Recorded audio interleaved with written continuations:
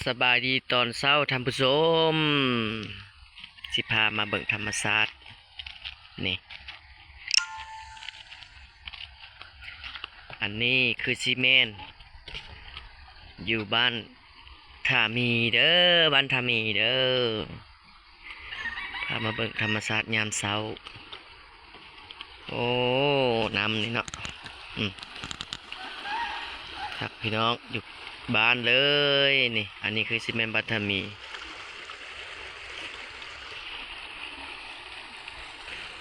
ธรรมศาสตร์อยู่กับธรรมศาสตร์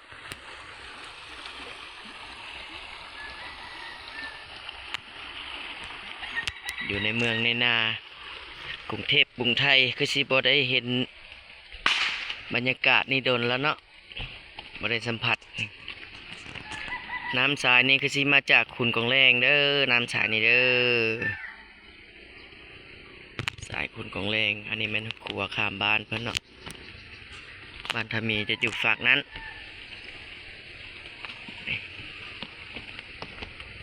ขัวไม้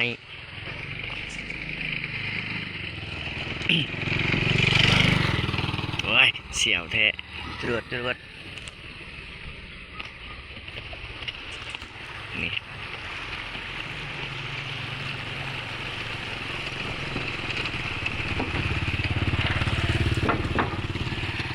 โอ้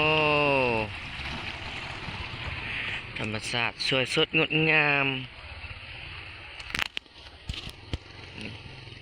ตะเวนกำลังขึ้นเด้อยามเช้าไก่ก็ยังขันอยู่ฟังเสียงไก่ขันฟังเสียงน้ำไหลนี่พี่น้องน้ำไหลโอ้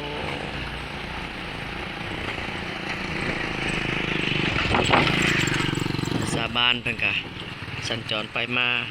อย่างสะดวกสบายอาบเด้เนาะยามเช้านี่เนาะคือสิเย็นดีธรรมศาสตร์ภูผาป่าไม้บาทามี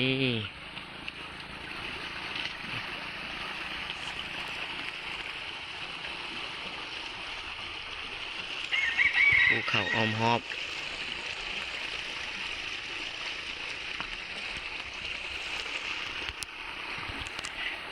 สถานที่ทางเข้าไปขุนกองแรงทางเข้าขุนกองแรงเนาะสถานที่ท่องเที่ยวแขวงขมวนกะขุนกองแรง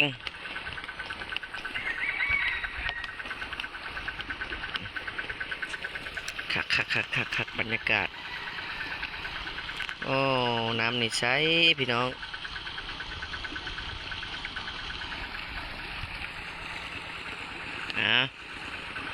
ก็ให้เบิ่งธรรมชาติเนาะธรรมชาติ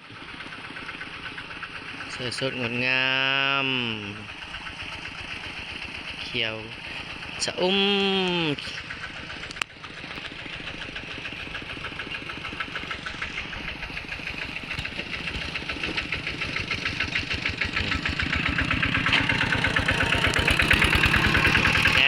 เพราะว่าฝนเปื้อง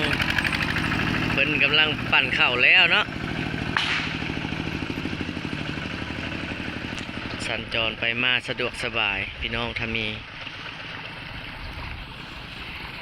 หาอยู่หากิน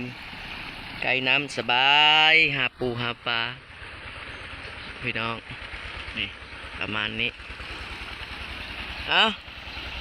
ขออนุญาตจบคลิปธรรมศาสตร์งามๆ